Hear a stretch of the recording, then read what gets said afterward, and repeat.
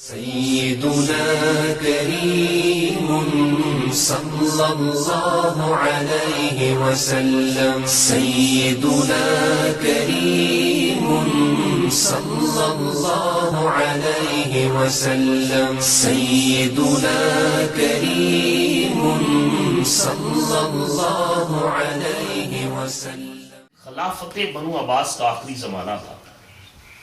یہ آج Christian calendar کے مطابق 2013 ہے اور اسلامی کیلنڈر کے مطابق جو ہے 1434 ہجری ہے.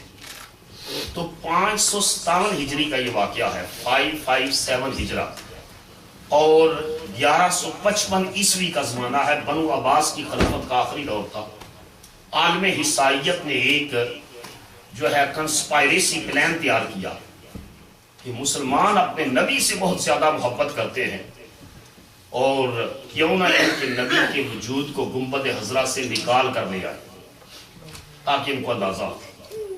انہوں نے 2 افراد کا تعین کیا اس کام کے لیے اور ان کو بہت سارا مال و دولت اور انعام دینے کا لالچ دلایا اور بھیجا اور وہ وہاں گئے اور انہوں نے چوگلے پہنے، تسبیحاں ہاتھ میں پکڑی اور بڑے شیخ بنے اور کہنے لگے ہم اندلس مغرب سے آئے ہیں اور حج بیت اللہ کے لیے آئے ہیں، لیکن ایک پورا مہینہ ہم مدینہ طیبہ میں ٹھہرے.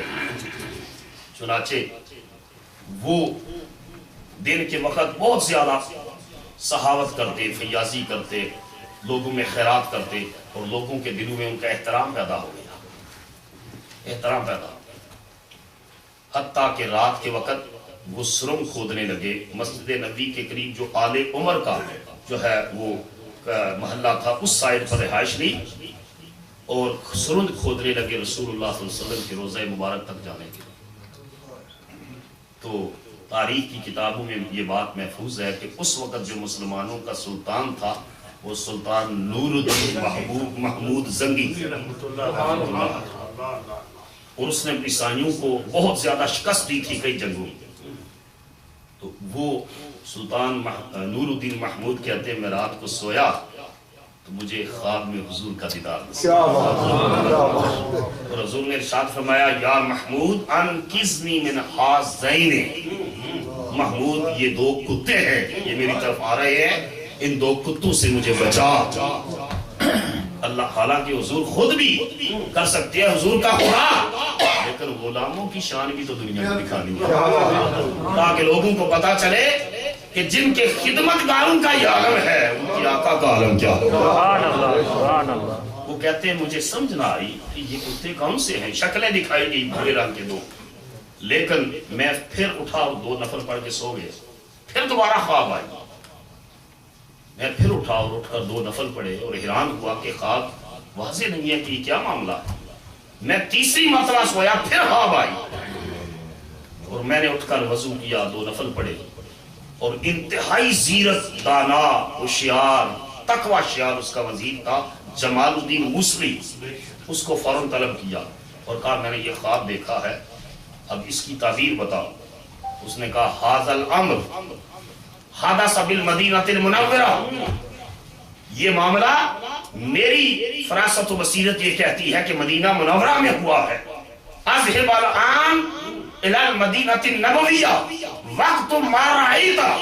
اے سلطان جو معاملہ آپ نے دیکھا ہے اس کو کسی پر ظاہر نہ کیجئے، اس کو پوشیدہ رکھیے اور میری رائے اور مشورہ یہ ہے اسی وقت شہر مدینہ کا کوچ کر جائے. اس نے کہا پھر آپ کو بھی میرے ساتھ جانا ہوگا. جمال الدین نے کہا میں تیار ہوں. تو ملک شام تھا اس وقت کیپیٹل. شام سے مدینہ طیبہ کا پیدل گھوڑوں اور اونٹوں پر جو سفر ہے وہ 16 دنوں میں طے. کتنے دنوں میں؟ 16 دنوں میں طے. جمال الدین نے پوچھا سلطان کیا آپ ان لوگوں کا چہرہ پہچان لیں گے جو خواب میں دکھایا گیا؟ کہاں پہچان لیں. جا کر وہاں حضور کی بارگاہ میں سلام پیش کیا، نفل پڑھے سلطان نور الدین محمود زنگی نے اور اس کے بعد جو ہے کہا کہ کل جمال الدین نے اعلان کیا کہ سلطان تشریف لائے ہیں، تمام اہل مدینہ کی دعوت کا اہتمام کیا ہے. سب اہل مدینہ جمع ہو جائیں، ان میں تحائف تقسیم کریں گے اور ان میں ان کی دعوت کا اہتمام کیا ہے. سب آ گئے. जमाल उद्दीन ने पूछा सुल्तान नूरुद्दीन महमूद से कि वो लोग नजर आए? कहा नहीं। कहा कि देखिए कुछ लोग नहीं आए। तो कहा हाँ, 2 उदरस मगरब से बुजुर्ग आए हैं और बड़ी बड़ी लंबी दाढ़ियां हैं उनकी, और उनने चोले पहने हुए हैं, तस्वीरें पकड़ी हैं। वो कहते हैं हमें किसी दावत की ज़रूरत नहीं, हमें किसी मालो दौलत की और तहाइफ की और हदाया की ज़रूरत नहीं, हम तो यहाँ अल्लाह अल्लाह करते हैं। सुल्तान ने कहा उनको पकड़ कर लिया। जब वो आए तो सुल्तान ने जमालुद्दीन को कहा कि यही 2 वो कुत्ते हैं, यही कुत्ते हैं जिनको हुजूर ने ख्वाब में दिखाया और इशारा किया इनकी तरफ। कहा किधर से आए हो, यानी किस नियत और इरादे से आओ? कहने लगे जी हज के इरादे से आए, हज के इरादे से, और ये साल मदीना तैयबा ठहरेंगे, हज का मौसम आएगा तो हज करेंगे। कहा मुझे ले चलो अपने घर जहाँ ठहरे हुए हो, जिस फ्लैट में, मकान में।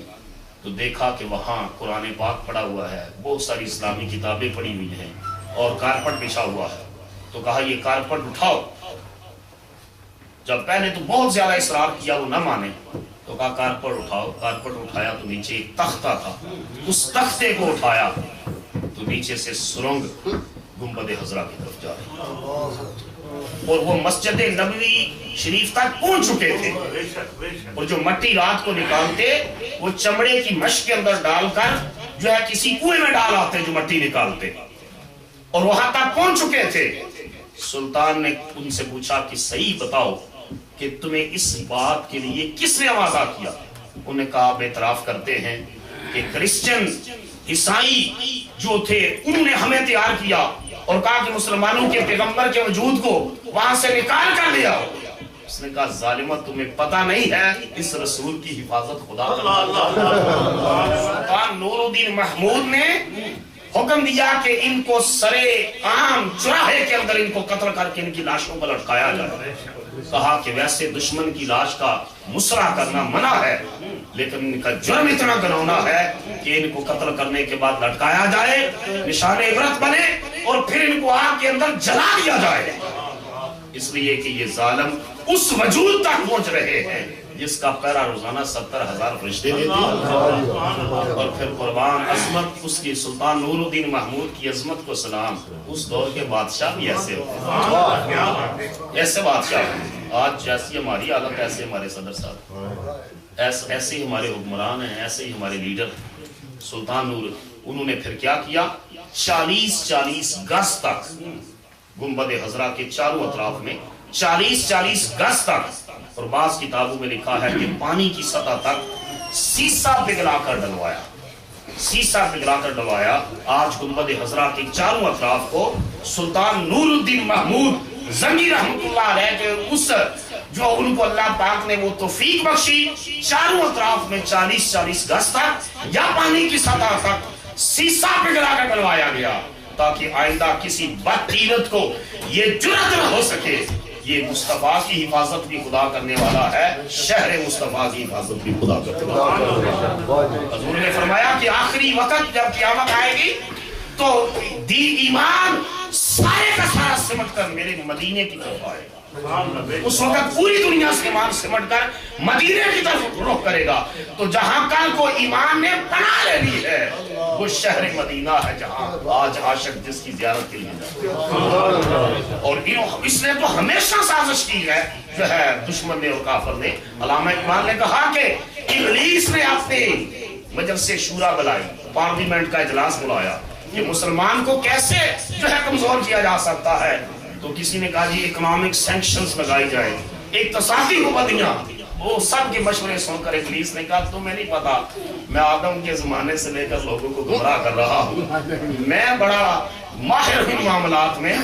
मुसलमान की कमजोरी ना पैसे की कमी है, ना भूख है, ना प्यास है, ना माशी तंदुरुस्ती है। मुसलमान की कमजोरी एक ही है, ये सब चीजों पर सौदा कर सकता है, नबी की इज्जत और इश्क पर सौदा नहीं कर सकता। तो फिर इकबाल ने कहा कि इब्लीस ने अपने हवारियों को ये मशवरा दिया, कहा ये फाका कश जो मौत से डरता नहीं जरा, ये फाका कश जो मौत से डरता नहीं जरा, रूह मोहम्मद इसके बदन से निकालो। और फिक्र अरब को दे के फरंगी तहय्युला इस्लाम को हिजाजो यमन से निकाल दो।